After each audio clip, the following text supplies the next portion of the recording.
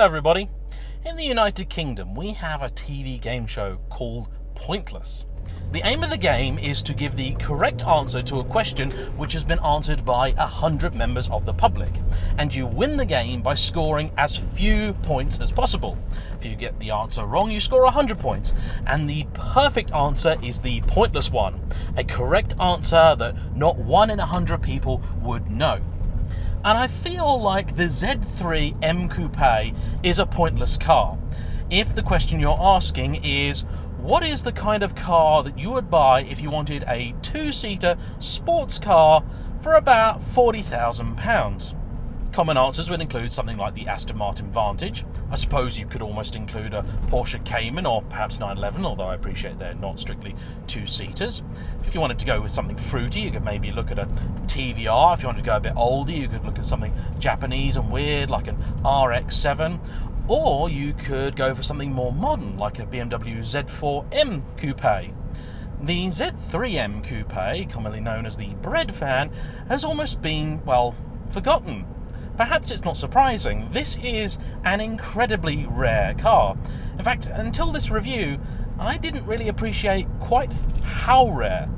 There were about 5,500 of these made worldwide, and of this particular variant that I'm driving, there are about 160. This is one of the later cars fitted with the S54 engine, well known for being the power plant behind the fabled E46 M3. Earlier versions of this car got the S50 B32, which is the engine that powered the Evo version of the E36 M3. Now this car seems to share things with both E36 and 46. The dials in here look very similar to those in the 46, but the console down here is very much rooted in that sort of late 80s, early 90s styling that you'd find in a 36. Indeed, the gestation of this car is actually quite an odd one. The Z3 was, by all accounts, and importantly accountants, a very successful car. BMW sold loads of them and they made loads of money. There was already an M version in the form of the Z3 M Roadster. I gather the point of that was to fend off Porsche's then incoming Boxster.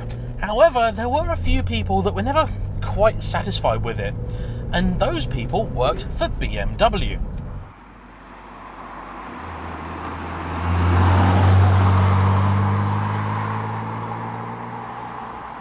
As with many convertibles, the car's Achilles heel, of course, is in its structural rigidity, or lack thereof. And so it was decided to do something that had been done quite a few times before. Take a convertible and make it into a coupe. The idea being that they would cure the car's dynamic foibles and create, at last, a Z car which was a true driver's car. Now, despite this car being about 20 horsepower down on the 46 M3, with which it shares an engine, possibly due to the fact that the air intake and exhaust are both fairly cramped, it's actually still pretty quick. That's probably because it's about 140 kilos lighter than the E46. This car weighs in genuinely around the 1400 kilo mark. Although from the doors forward the car is more or less identical in looks to a Z3 M Roadster, everything from here backwards is bespoke. The key benefit, of course, of welding this roof onto the car was that increase in structural rigidity, and it wasn't a small one. In fact, this car is 2.6 times stiffer than the Z3 Roadster. Now, I've driven a couple of Z3 Roadsters, and I have to say I can understand BMW's concerns. They aren't the stiffest of cars. By making the chassis stiffer, they can of course upgrade all of the suspension componentry and try and make it a true driver's car. Now, these didn't even have a lot of driver's aids when they came out, and in fact it's only these later cars that are fitted with any form of traction control. It is, as you would expect, fairly rudimentary, and so I should be keeping an eye on whether it actually intervenes or not. The car also has a locking differential, as is standard with M cars. It's got proper hydraulic steering, and inside this does actually feel like a pretty special place. It's got nice thin A pillars, the B pillars are not intrusive at all, C pillars are all the way back there. This one's also optioned with a fairly rare, I'm told, sunroof, which means you've got plenty of light in here. You've got a great view of that bonnet out of the front, and it makes lovely noises. This one is also completely original and unmodified, and now just under 70,000 miles. I am very grateful to its owner Lorenzo for bringing it out to me. It is a stunning car. He's also a bit of a BMW fan, and he's got at least one other car in his collection that I hope to get on the channel in the near future, but this was the one that really piqued my interest, and so I asked him to bring it out today. The exterior colour of this particular car is called Titanium Silver Metallic, and although it wasn't his first choice of colour, these are so rare that he decided to go for the best one he could buy. And from where I'm sitting, it feels like he's succeeded. The interior is a mix of black and blue, which I really do love. Having a bit of colour in German cars is something of a rarity, and it does really liven the place up. The little trio gauges down here, which are common to the M Coupe and M Roadster, just make it feel a little bit more sporty, and they are a real nice old school touch. But there's an important question we need to answer here, isn't there? Has all of this effort that BMW went to, all the secret work they did underground at BMW, the sleepless nights, the hiding stuff from management, did that actually produce a car that was worth it? Have they created something truly special, or is this another one of those cars that has become expensive simply because it's rare and a bit weird?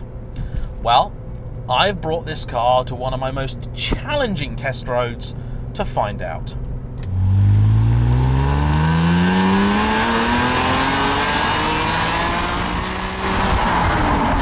Oh, the car certainly doesn't lack for pace, I can tell you. Now, it's only got 5 ratios versus the 6 you'd get in the E46 M3. That may have been a cost-saving measure, that may have been a packaging issue, but on a road like this, that doesn't matter. Having been used to my S2000, it's quite novel to have a car with quite a bit of low-down torque. I know this is no Corvette in that department, but believe me, after the F20C, the S54 is an animal. It's got a hell of a lot of character to it as well. It follows the road quite a bit. The traction control light is illuminating a little bit, but I'm going to leave it on for now because it's not really ruining my fun, and I have absolutely no intention of reversing this beautiful car into one of these hedgerows. You can hear the engine pretty well, and a gearbox isn't the nicest to row, but my life, that engine pulls hard. In fairness to the box, as much as the S2000 is light on torque, it also has the best gearbox in the world. So, oh yeah, you can move with this thing. You can heel and toe as well.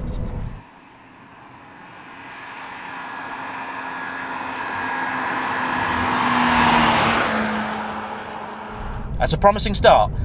That is a promising start. It's quite a small car, this too. I was driving along the motorway in the Honda yesterday and I passed a Z3. I think it may have been modified, but I was sitting considerably higher up in that than he was in his car.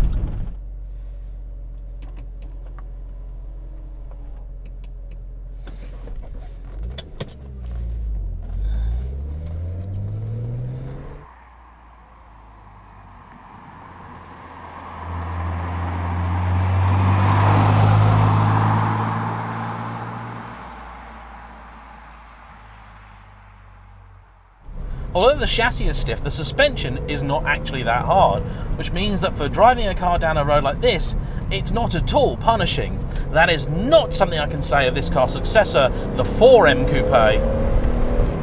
Very old school, it dives under braking, squats back under acceleration, but it's not lacking for pace. Oh, beautiful BMW straight 6 howl. Turn in is not the sharpest, but it does what you need it to. In typical BMW fashion, you haven't got the most feedback from this wheel, although it is hydraulically assisted. Part of that may be due to the car's age, part of that may be due to the fact that this is in keeping with the period, wearing 17-inch wheels, which are correct for it.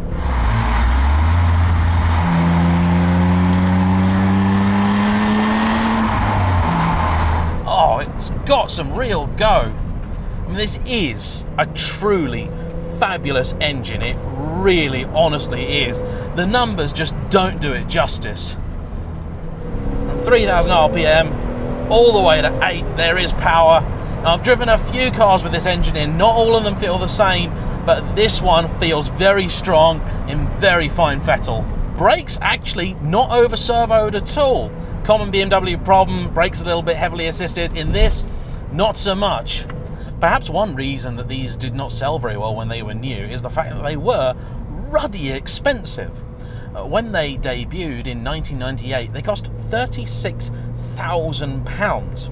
Now, I ran that through a quick inflation calculator, and that is the equivalent of over 60 grand today. So they were every bit as expensive as an M3. And the M3, of course, is also going to handle fairly well. It's also going to go like this down a back road. It has another speed in the gearbox. It's got back seats. It's an easier car to spec, buy, sell, and everything else. And it's got somewhat more conventional looks. I mean, even the people at BMW apparently were thoroughly divided as to whether they loved or hated this. If you'd asked me before today, I would have said that I definitely am in the hate camp with regards to the looks. But actually, although I don't love the look of it, there's something about it. It's got a real presence. And actually, there was a chap in a 1 Series earlier sort of looking at me, and I suppose he thought that maybe this was some sort of distant cousin that he never knew that he had, because it has kind of come from the same sort of school of thought. I mean, in many ways, you could almost compare it with something like a Ferrari FF, one of their sort of shooting brake type of cars. It's got that sort of vibe about it. It's also rare these days to see a car with so much glass in it. It's absolutely fantastic. Turning circle is ridiculously good. Yeah, that gearbox is a weak point, definitely. Steering, I would personally prefer to be a bit sharper. It's a little bit reluctant to turn in on the straight ahead. It's just not the sharpest. Again, it's very possible that could be age. Perhaps with a suspension refresh, the car will be a little bit sharper, but in many ways it is in keeping with the car. It's not that kind of scalpel sharp tool, which the Z4 M tried to be and just wound up punishing you at every single given opportunity. To drive slowly, this is an infinitely better car than the Z4. And then to drive fast, this doesn't embarrass itself at all. The interior, although it is sort of very typical 90s German mix of leather and plastic, actually feels quite nice, and I suppose if you haven't had a Z3 before, it feels relatively bespoke and special. In my life as a YouTuber, I've been awfully lucky to have been given the opportunity to drive a huge number of different cars. Some of them are cars that I've always wanted to drive. Some of them are cars like this, where they've never really appealed to me. If it was my own money, I wouldn't have spent it. However, I never would have turned down the chance to have a go in it. And I've got nothing to gain or to lose with what I say about this car. In fact, its owner opted to not be with me while I was driving because he wanted me to just give it both barrels, just be totally brutally honest, because he doesn't care. I mean, nothing I can say now will affect the reputation or the resale values of these cars. Of course it's not. But seriously, this is a great car. It's of its time, you have to remember that. If you think of it as a 25-year-old car, which in fairness, that's nearly what it is, part of you does think, we knew how to party back then. Ho ho! I like the bread van. Thank you for watching, everybody. Please like, comment below, subscribe if you haven't already. We'll see you for the next one. Bye-bye.